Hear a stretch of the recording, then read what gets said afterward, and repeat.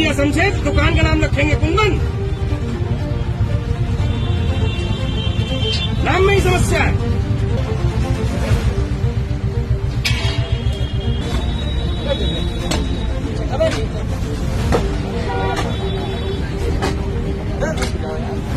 सोचिए, आप रोज की तरह अपनी छोटी सी चाय की दुकान खोलते हैं, मेहनत से कमाई गई पहचान, ग्राहकों का भरोसा और उम्मीदों से भरा एक दिन।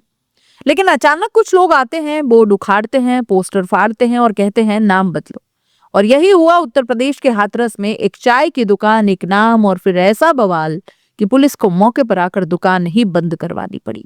ये कहानी सिर्फ एक दुकान की नहीं, ये सवाल है पहचान, अधिकार और कानून के दायरे में विरोध की सीमाओं का। हाथरस में शमशेर खान नाम के एक मुस्लिम युवक अपनी चाय की दुकान चलाते हैं। दुकान का नाम रखा कुंदन टी स्टॉल। बस यही नाम कुछ लोगों को नागवार गुजरा। स्थानीय हिंदू संगठन राष्ट्रीय स्वाभिमान दल के कार्यकर्ताओं को जैसे ही पता चला कि दुकान चलाने वाला मुस्लिम है और दुकान का नाम कुंदन है, वो मौके पर पहुंच गए।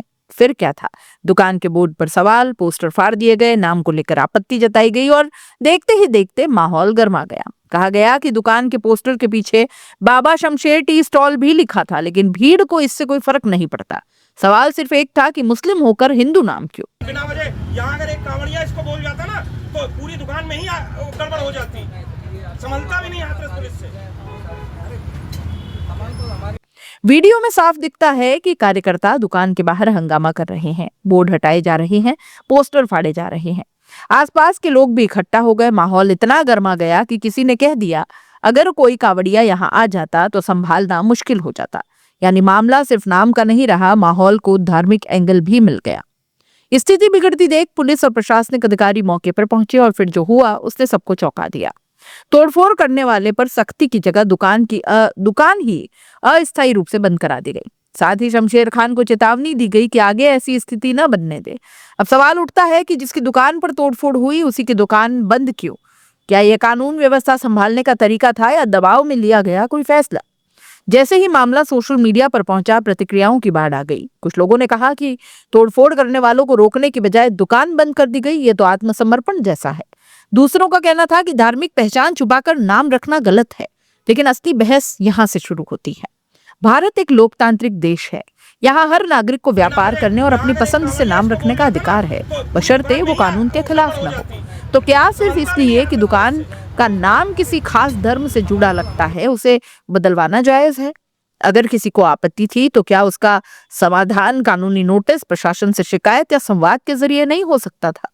पोस्टर फाड़ना, हंगामा करना, क्या ये कोई लोकतांत्रिक विरोध है? यह घटना एक बड़ा सवाल छोड़ती है। क्या हमारे समाज में भीड़ का दबाव कानून से बड़ा होता जा रहा है? अगर किसी के नाम, धर्म या पहचान के आधार पर उसकी रोजी रोटी पर सवाल उठे तो ये सिर्फ एक व्यक्ति का मुद्दा नहीं, ये सामाजिक विश्वास का मामला बन जाता है। यहाँ पुलिस ने हालात काबू करने के लिए दुकान बंद करवाई। संभव है कि ये कदम तत्काल तनाव कम करने के लिए भी उठाया गया हो, लेकिन लंबे समय में इसका संदेश क्या जाता है?